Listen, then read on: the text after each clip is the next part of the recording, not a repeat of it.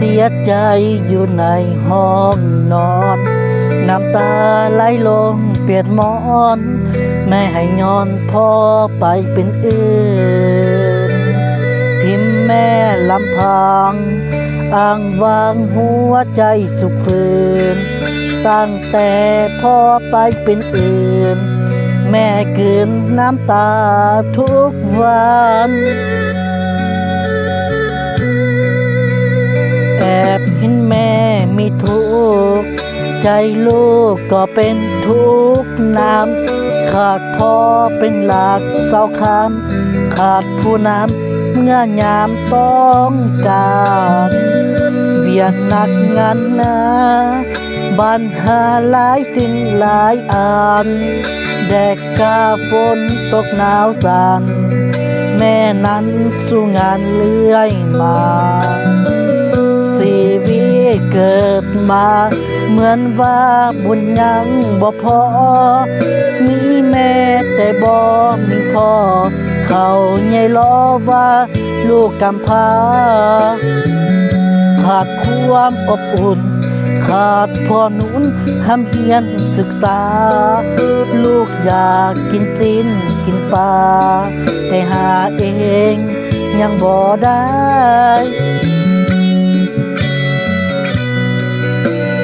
แอบเห็นแม่ท้องให้เสียใจมาแล้วหลายครั้งแม่เอ๋ยเฮาผิดเรื่องหยังพ่อจึงสั่งทิ่มป้าเฮาไปยามเจ็บยามป่วยใครจะสวยดูแลห่วงใยวอนพ่อถ้ายังเห็นใจให้กลับมาไว้เห็นใจแม่แน่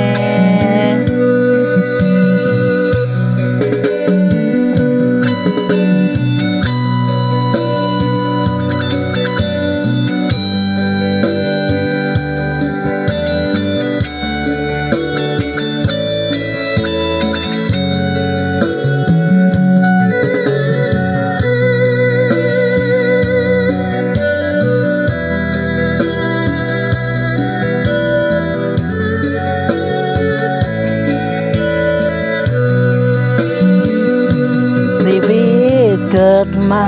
เหมือนว่าบุญยังบ่พอมีแม่แต่บ่มีพ่อเขาใหญ่ล้อว่าลูกกำพร้าขาดความอบอุ่นขาดพ่อหนุนทำเฮียนศึกษาลูกอยากกินตีนกินปลาแต่หาเอง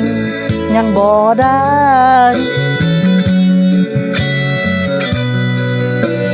แอบเห็นแม่ห้องให้เสียใจมาแล้วหลายครั้งแม่เอ๋ยเฮาผิดเรื่องหยังพ่อจึงสั่งทิ่มป้าเฮาไปยามเจ็บยามป่วยพระจะสวยดูแลห่วงใยวอนพ่อถ้ายังเห็นใจให้กลับมาไว้เห็นใจแม่แน่วอนพ่อถ้ายังห่วงใยให้กลับมาไว้เห็นใจลูก